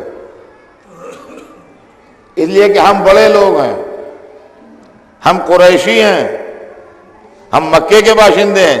مکے کے باشندے اپنے کو سارے عرب سے سپیریئر سمجھتے تھے. مکے کے باشندے اپنے کو سارے عرب سے سپیریئر سمجھتے تھے. اور قریش جو تھے، مکئی کے قبیلے کو قریش کہتے تھے، قریش جو تھے وہ سارے عرب قبائل میں اپنے کو سب سے سپیریئر سمجھتے تھے. کہنے لگے ہم قریش ہیں، ہم مکے والے ہیں، ہم تم سے کیا لڑیں گے؟ تم سے لڑنا ہماری انسلٹ ہے. اگر ہم تمہیں مار ڈالیں تب بھی ہماری انسلٹ ہے اور تمہارے ہاتھوں مر جائیں جب بھی انسلٹ ہے. ہم نہ تمہیں ماریں گے نہ تمہارے ہاتھوں مرنے کے لیے تیار ہیں، تم سے نہیں لڑیں گے. تم اپنے رسول سے جا کے کہہ دو کہ دستور عرب بھی بھول گئے، ہم قریشی لوگ ہیں، بڑے لوگ ہیں، ہمارے سامنے خاندانی لوگ آنا چاہیے جن سے ہم واقف نہیں ہیں ادھر ادھر کے، ان سے ہم نہیں لڑیں گے. اب وہ تو عجب پوزیشن میں آئے کہ ہم کیا کریں. سامنے والا جو لڑنے کو آیا ہے وہ لڑنا ہی نہیں کہہ رہا ہے. انہوں نے وہاں سے رسول اللہ کے پاس میسج بھیجا کہ حضور یہ پوزیشن ہے، اب آپ بتائیے ہم کیا کریں، ہم ان پر حملہ بول دیں یا واپس آئیں، کیا کریں آپ بتائیے، لڑنے پر ہم سے تیار نہیں ہو رہے ہیں. سرور کائنات نے حکم بھیجا کہ تم لوگ واپس آ جاؤ. چونکہ حکم رسالت تھا لہذا اب ان کا واپس آنا واجب تھا. رسول کے حکم کے بعد خلاف ورزی کرنا جائز نہیں. چونکہ حکم رسالت پہنچا تھا لہذا حکم رسالت کے اتباع میں ان کا آنا واجب تھا. یہ واپس آ گئے. اب صاحب لشکر اسلام میں 3 خاندانی چاہیے ہیں، ڈھونڈیے. مکے کے ہوں، قریشی ہوں.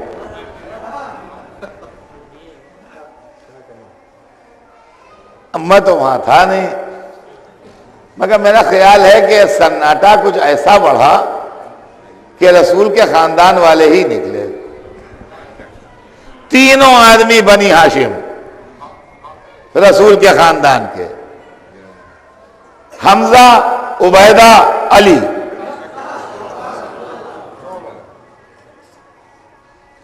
حمزہ رسول کے چچا، حمزہ ابن عبد المطلب.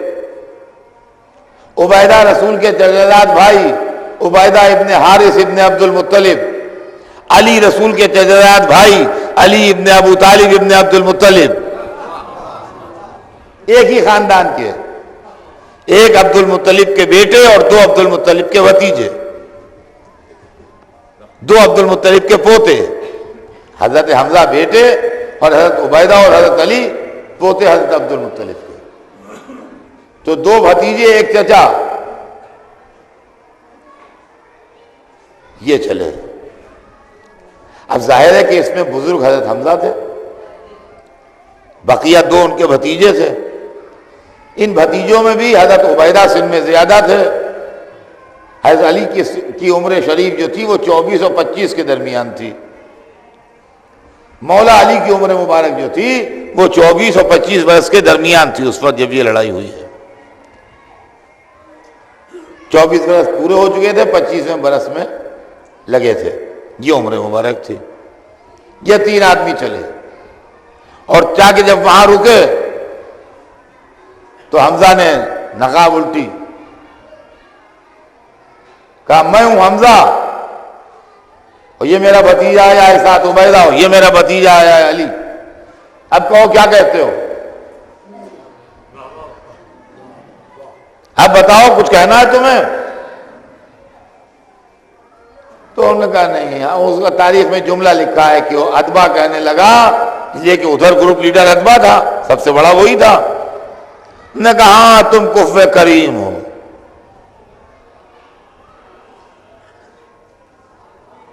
پہلے ان کے سامنے اسلام پیش کیا گیا، اس لیے کہ اسلام کا دستور یہ نہیں ہے کہ جاتے ہی حملہ کر دو، پہلے ان کے سامنے اسلام پیش کیا گیا کہ لڑائی بھڑائی سے کیا فائدہ، ہم تم ایک ہی خاندان کے، ایک ہی قوم قبیلے کے، ایک ہی شہر کے رہنے والے ہیں، غور کرو باتوں کو، سوچو یہ کیا مذہب ہے، ایک خدا بہتر ہے کہ 360 بہتر ہے؟ ان کا ارے کیسی باتیں کرتے ہو یہ؟ ان کا اچھا کیا فائدہ آپس میں لڑنے میں، کل ہم تم ایک ہی شہر میں رہتے تھے، ایک ہی جگہ رہتے تھے، پڑوسی تھے، کیا کرو گے لڑ کے؟ تم اپنے شہر میں رہو، اپنے شہر میں رہیں، تم آرام سے رہو، ہم آرام سے رہیں، نہ تو ہم کو ستاؤ نہ ہم تم کو ستائیں۔ انہوں نے کہا فضول کی باتیں نہ کرو، تلوار میں جو کچھ دم ہے تو دکھاؤ۔ اب تلوار چلنا طے ہوئی تو سن و سال کے حساب سے جوڑیں بڑھ گئی۔ یہ تو لڑائی میں اگر آپ نے تلوار چلاتے نہ دیکھا ہو، میں دنگل تو دیکھے ہوں گے، جوڑیں ہوتی ہیں نا، تو سن و سال کے حساب سے جوڑیں بڑھ گئیں۔ ادھر سب سے بڑے حمزہ تھے، ادھر اتبا تھا، تو حمزہ و اتبا کا مقابلہ ٹھہرا۔ اتبا کا چھوٹا بھائی تھا شیبہ، ادھر حضرت حمزہ سے چھوٹے حضرت عبیدہ تھے، عبیدہ اور شیبہ کی لڑائی ٹھہری، اور ادھر ینگسٹ ممبر ولید تھا، ادھر ینگسٹ ممبر اس پارٹی کے حضرت علی تھے، تو ولید و علی کا مقابلہ ٹھہرا۔ اب دونوں طرف کے لشکروں کی سانسیں رکی ہیں، ادھر سے لشکر اسلام دیکھ رہا ہے، ادھر سے لشکر کفار دیکھ رہا ہے، تین آدمی ادھر تین ادھر، تلواروں کی بجلی چمک رہی ہے اور خاک اڑ رہی ہے میدان میں۔ سب سے پہلے تاریخ لکھتی ہے جس نے اپنے حریف کو گرایا وہ علی تھے۔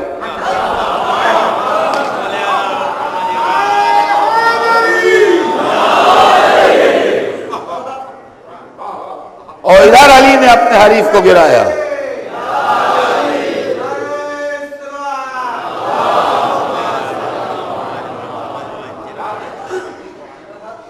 ادھر علی نے اپنے حریف کو گرایا کہ ذرا دیر نہ گزری تھی کہ حضرت حمزہ نے اپنے حریف کو گرایا۔ ابھی حضرت عبیدہ اور شیبہ آپس میں بھیڑے ہوئے تھے۔ تاریخ لکھتی ہے کہ جب مولا علی ادھر سے پلٹنے لگے تو تبرکاً ایک ہاتھ شیبہ کے سر پر بھی،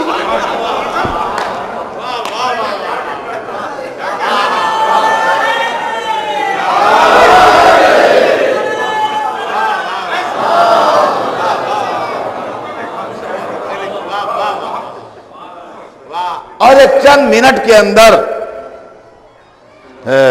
منظر یہ ہو گیا کہ وہ تین آدمی جو کھڑے اعلیٰ حول کے نعرے لگا رہے تھے، تھوڑے تھوڑے فاصلے پر میدان میں تینوں کی لاشیں پڑی ہیں، اور وہ تینوں لشکر اسلام کے لوگ جو آئے تھے وہ بخیریت کھڑے ہیں۔ حضرت عبیدہ کے پیر میں شدید زخم آیا تھا تو ان کو لے گئے لوگ، اور حضرت حمزہ بھی آگے بڑھ گئے۔ ادھر حضرت حمزہ اور حضرت عبیدہ تو میدان سے چلے گئے، ادھر ہندا کا ایک بیٹا جس کا نام حنظلہ تھا، حنظلہ ابن ابو سفیان،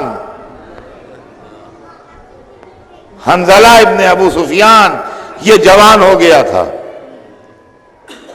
اس نے جو دیکھا کہ نانا اور نانا کا بھائی اور سگا ماموں یہ تینوں کی لاشیں پڑی ہیں تو یہ آپے سے باہر ہو گیا. آپ دیکھیے میری طرف دیکھتے رہیے گا. حضرت علی کا جہاد یا ان کے واقعات نہ پڑھنا آسان ہے نہ سننا آسان ہے، اس لیے کہ یہاں گھنٹوں کا معاملہ نہیں ہے کہ ابھی نہیں تو ابھی دیکھ لیں گے. نظر جھپکی نہیں کہ منظر نظر سے غائب ہوا نہیں.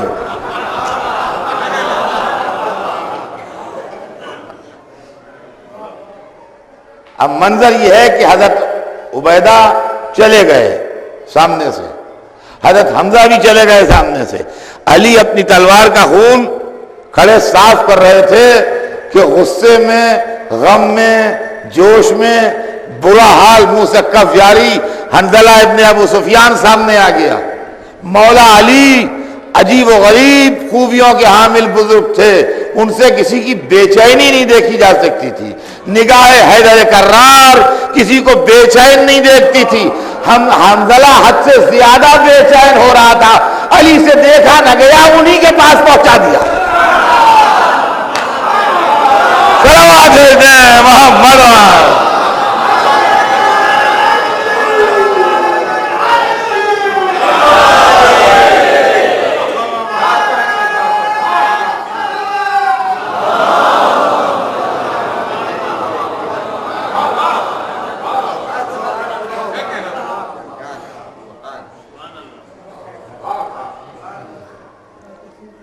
اور اب لشکر میں کسی کے نکلنے کی ہمت نہیں ہوئی. جب نکلنے کی ہمت نہیں ہوئی تو دونوں لشکر مل کے لڑنے لگے. اور مل کے لڑنے میں عزیزان گرامی ہر چیز کتاب میں لکھی نہیں جاتی. بہت سی چیزیں آدمی کی عقل بتاتی. یہ پہلا موقع تھا کہ علی میدان میں لڑ رہے تھے. اس کے پہلے ہوئے ہیں مقابلے، لیکن علی میدان میں اس طرح کبھی نہیں لڑے جیسے آج لڑ رہے ہیں. اس لیے کہ مکے میں حکم جہاد ہی نہیں تھا تو لڑتے کیسے؟ تو باقاعدہ میدان میں آج لڑ رہے ہیں. تو پہلے تو 13 برس کی دشمنیوں کا وبال اور ابال اور بخار لشکر میں ہر ایک نے علی کو تاکا. انہی کو مار لو پہلے. ادھر سے 2 بڑھے، ادھر سے 4 بڑھے، ادھر سے 6 بڑھے. اور جب بڑھے اور ایک دفعہ تلوار کی بجلی چمکی تو ایک میت ادھر پڑی تھی، ایک ادھر پڑی تھی، ایک ادھر پڑی تھی. جو ناسمجھ تھے مارے گئے، جو ہوشیار تھے کھسک گئے. اور ذرا دیر کے بعد لڑائی کا منظر بدل گیا. ذرا دیر کے بعد لڑائی کا منظر بدل گیا. اس لیے کہ اب جو لوگ لڑ رہے تھے وہ اس حساب سے لڑ رہے تھے کہ باپ بیٹے کو کونی مار کے کہتا تھا ادھر علی ہوں، ادھر دیکھو، ادھر دیکھو، ادھر علی. اب یہ بچ کے لڑ رہے تھے کہ علی کے سامنے نہ آنا پڑے. اب یہ بچ کے لڑ رہے تھے. آخر وقت جب لڑائی آخر تک پہنچی ہے تو منظر یہ تھا کہ یہ بچ کے لڑ رہے تھے. ادھر علی نے، ادھر حمزہ نے اپنے تلواروں میں اب جو تیزی پیدا کی تو ذرا دیر میں لشکر کفار کے قدم اکھڑ گئے. ان کا ایک بہت بڑا آدمی مارا گیا جس کا نام تھا، نام نہیں تھا، وہ ٹائٹل تھا، کفش کتیبہ. یہ پراپر ناؤن نہیں ہے، یہ عہدہ ہوتا ہے. لشکر کا سب سے بہادر آدمی جو ہوتا ہے اور لشکر کی جان جو ہوتا ہے اس کو اس زمانے میں کفش کتیبہ کہتے تھے. یہ کفش کتیبہ تلملاتا ہوا حیدر کرار کے سامنے آیا اور تاریخ بتاتی ہے کہ ایک ہی ضرب میں اس کا سر ادھر جا کے گرا. اور اسی لڑائی میں رسول کا پرانا دشمن ابو جہل بھی مارا گیا. تاریخ بتاتی ہے کہ جب 70 آدمی کافروں کے مار لیے گئے تو ان کا تال میل بھی ختم ہو گیا اور ان کے پاس جو ان کی تنظیم تھی پوری بکھر گئی اور یہ بوکھلا کے وہاں سے بھاگے. اس طرح بھاگے کہ اپنا سامان بھی چھوڑ گئے، اپنے قیدی بھی چھوڑ گئے. 1000 آدمیوں میں 70 آدمی مارے گئے، 70 آدمی پکڑے گئے. یا 70 آدمی مارے گئے، 70 آدمی پکڑے گئے، تو 70 دونی 140، 140 آدمی اس طریقے سے اس میں انوالو ہوئے، اور 1000 میں سے جب 140 مائنس کر دیجئے تو 860 آدمی جو تھے وہ بھاگے اور اپنا سامان چھوڑ کے بھاگے، جو مسلمانوں کو مال غنیمت حاصل آتا ہے۔ ادھر جب گنے گئے کشتے، جب کشتے گنے گئے تو 70 میں 35 212 نے مل کے قتل کیے تھے،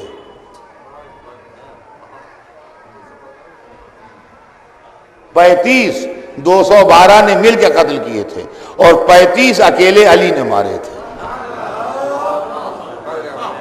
یہ 70 کشتوں کا حساب ہے کہ 35 علی کے ہاتھ کے مارے ہوئے تھے، اور 35 جو تھے وہ 212 نے مل کے مارے تھے۔ حالانکہ یہ بات الگ ہے، یہ میرے موضوع سے الگ ہے، اس لیے پڑھوں گا نہیں کہ 213 میں سب حضرات لڑے نہیں۔ بعض بزرگ صحابہ نے یہ فرمایا کہ ہم رسول کو تنہا نہیں چھوڑ سکتے ہیں، لہذا ہم انہی کے پاس بیٹھیں گے۔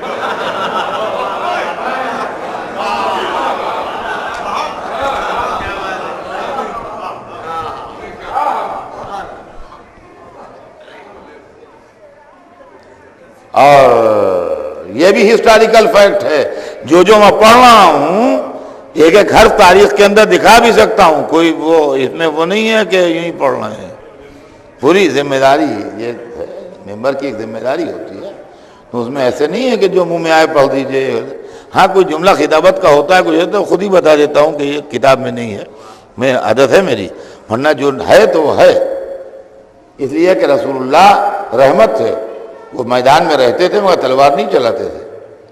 میدان بدر میں لشکر جہاں پر تھا لشکر اسلام، اس کے کنارے پر ایک اونچا سا اسٹیج ایسا بنا دیا گیا تھا، اس کے اوپر کھجوروں کی پتیوں کا ایک شیڈ ڈال دیا گیا تھا، اس کو عریش کہا گیا، بلندی کو بنایا گیا تھا عریش۔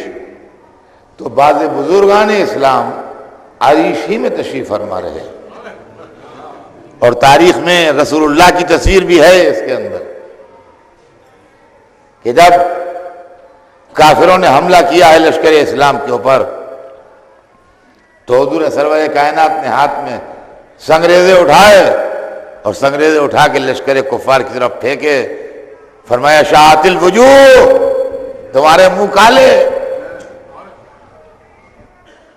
اور جب رسول نے یہ عمل کیا تو قرآن نے بعد میں اسی کو ریکارڈ کر کے پیش کیا کہ ما رمیت اذ رمیت ولکن اللہ رمی، یہ آپ نے سنگریزے نہیں پھینکے، یہ اللہ نے پھینکے ہیں۔ معلوم ہے عمل رسول کا ہوتا ہے، اللہ اپنی طرف منسوب۔ صلوات بھیج دیں محمد۔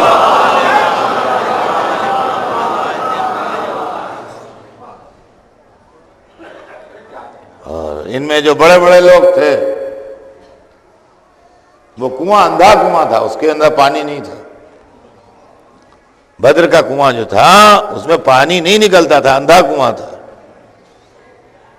تو ایسے عقل کے اندھوں کو اندھے کنویں میں جگہ نہ ملتی تو کہاں ملتی؟ چنانچہ سرداران قریش کی میتوں کو رسول نے دیکھا، جب لشکر بھاگ گیا یہ میتیں پڑی تھیں تو حضور سرور کائنات تشریف لائے، ایک ایک پر نظر کی، فرمایا تم نے اللہ کے وعدے کی سچائی دیکھی؟ اور اس کے بعد کسی کی میت کی کوئی توہین نہیں کی گئی، اس لیے کہ اسلام شرافت و انسانیت کا مذہب ہے، بربریت کا مذہب نہیں۔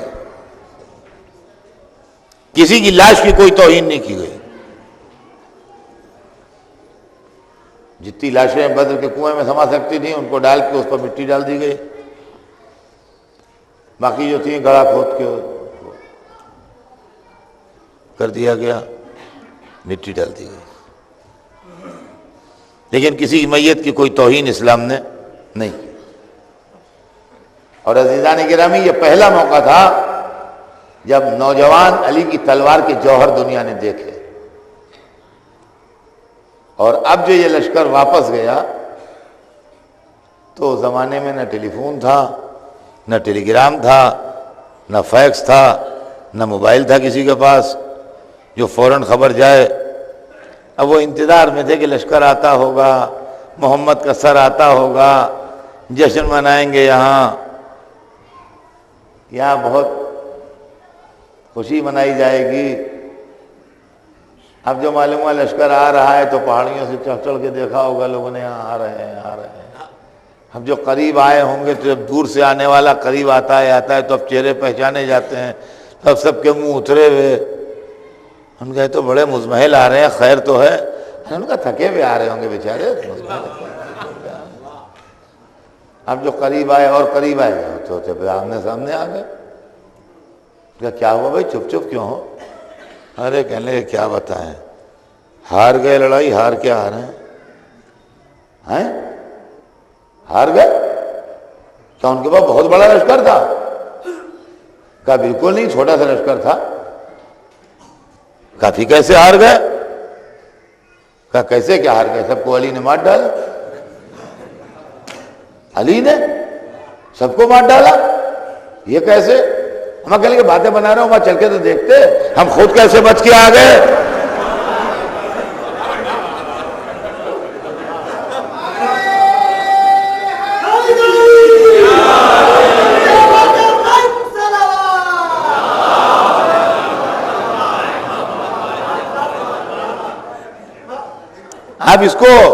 آپ اس کو غور سے سنیے.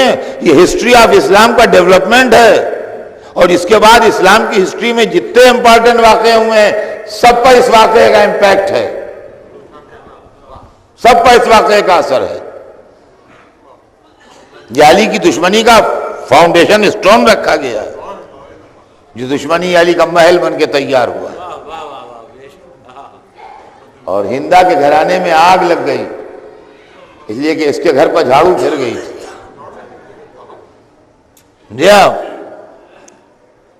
اور عزیزان گرامی، بس بات انشاءاللہ کل آگے بڑھے گی.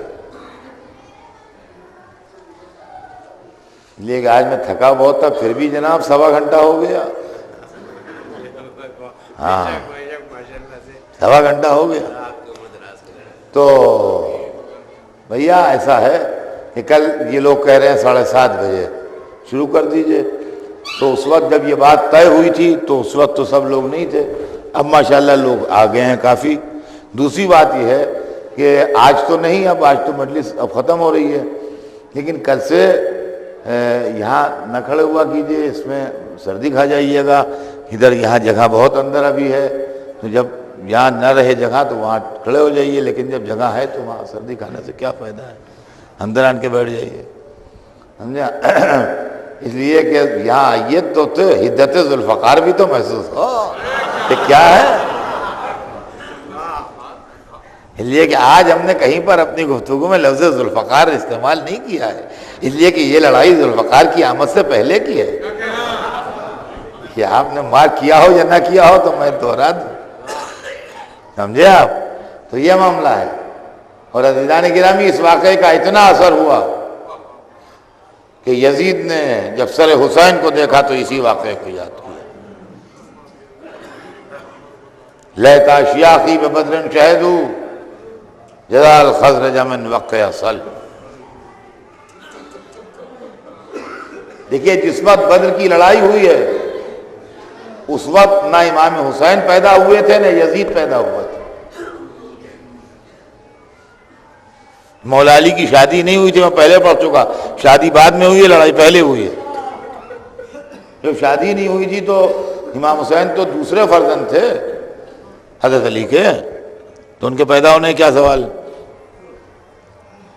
جو واقعات آدمی کی اپنی سمجھداری میں ہوتے ہیں اس کا اثر تو رہتا ہے اس کے دماغ پر. جو جھگڑا خاندانی کوئی معاملہ بھی آپ کی پیدائش سے پہلے کا ہو اس کا آپ کے دماغ پر اتنا اثر نہیں ہوتا ہے. پھر یزید کے دماغ پر اتنا اثر کیوں تھا اگر گھر میں ہر روز بدر کی ہائے ہائے نہیں سنتا تھا. عزیزان گرامی، یہی وہ نقطہ ہے کہ اگر مسلمان سمجھ لیں تو ہر مسئلہ حل ہو جائے، اور یزید کو رحمت اللہ علیہ کہنا چھوڑ دیں. جی آج بھی اس صدی میں بھی ابھی ایسے لوگ موجود ہیں جو یزید کو رحمت اللہ علیہ بھی کہتے ہیں اور مبلغ اسلام بھی ہیں.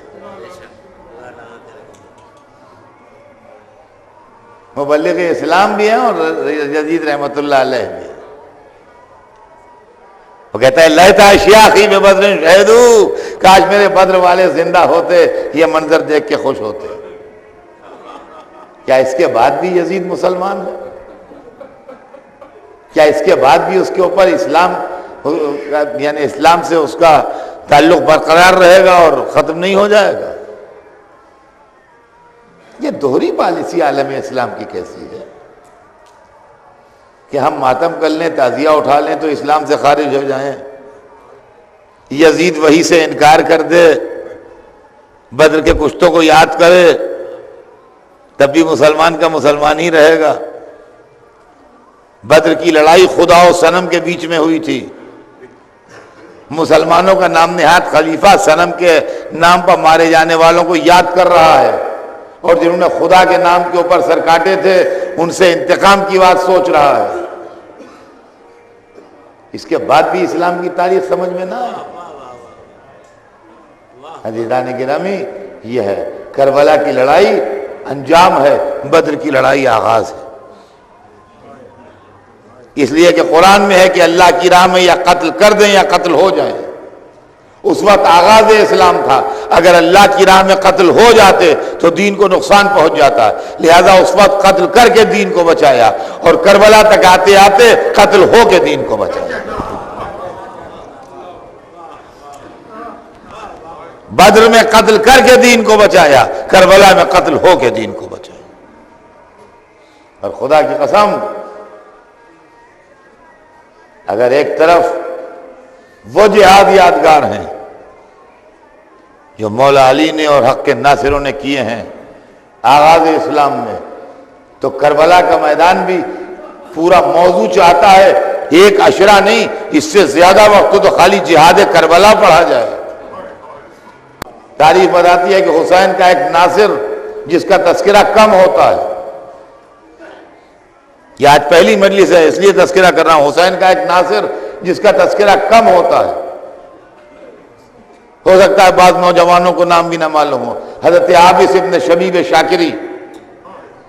تاریخ بتاتی ہے کہ زبردست بہادر تھے، سرداران کوفہ میں تھے، اور بہادری میں اپنا جواب نہیں رکھتے تھے. جس وقت نصرت حسین میں لڑنے کے لیے نکلے تو یزید کے لشکر میں شور تھا، ھذا اسد الاسود، ھذا ابن شبیب، بھاگو بھاگو، یہ شیروں کا شیر ہے، یہ پسر شبیب ہے. حضرت عابس ابن شبیب شاکری نے تلوار چلائی ہے. تاریخ بتاتی ہے کہ جدھر گزر جاتے تھے لاشوں کے انبار لگ جاتے تھے، جدھر گزر جاتے تھے لاشوں کے انبار لگ جاتے تھے. تلوار چلاتے جاتے تھے اور نصرت حسین کرتے جاتے تھے اور سر گرتے جاتے تھے اور یزید کے لشکر میں ابتری پھیلتی جاتی تھی. لیکن عجیب و غریب ہے، کربلا کے 72 شہیدوں میں عابس ابن شبیب شاکری کا قصہ جو ہے، یہ میں نے کتاب میں تو یہی پڑھا جو میں نے ابھی آپ کو سنایا. اس کے آگے جو کچھ لکھا ہے اس کو پڑھا تو ہے میں نے کتاب میں، مگر اس کا ریزن نہیں پڑھا میں نے کہیں. کسی عالم نے ریزن نہیں لکھا کہ کیا ہے، لیکن میرے دماغ میں ایک ریزن آیا ہے، وہ میں آپ کو سنا دوں گا. حالانکہ وہ کتاب کا لکھا نہیں ہے، چاہے آپ مانیں اور چاہے آپ نہ مانیں، اس لیے کہ وہ کسی کا وہ اس پر حوالہ نہیں ہے میرے پاس. لڑتے لڑتے لڑتے لڑتے جوش نصرت حسین میں ایک مرتبہ بیچ بیچ مقتل میں آ کے کھڑے ہوئے اور اپنی زرہ نوچ کے جسم سے پھینک دی اور نصرت حسین میں قصیدہ پڑھنے لگے. عقل بشر حیران ہے عزیزان گرامی کہ یہ کیسا آدمی تھا جس نے میدان جنگ کو محفل قصیدہ خوانی بنا دیا. تاریخ نے اتنا لکھا ہے، یہ تو میں آپ کو کتاب میں دکھا سکتا ہوں کہ جناب عابس نے اپنی زرہ اتار کے جسم سے پھینک دی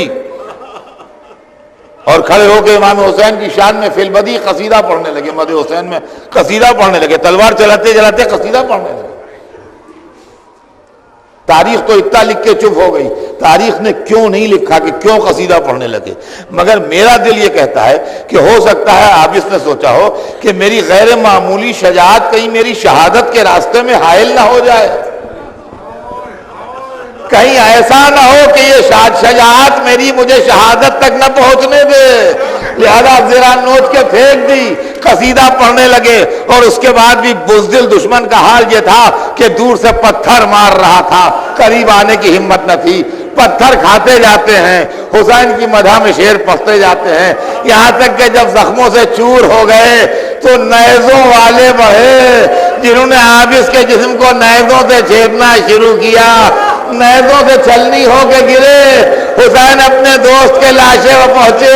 میں کہوں گا عابس خوش نصیب ہو، مولا آ گئے سرانے، ارے اس وقت آؤ جب حسین گھوڑے پر ڈگمگا رہے ہوں، کوئی سنبھالنے والا نہیں ہے، نہ عابس ہے نہ عباس ہے، نہ علی اکبر ہے نہ مسلم۔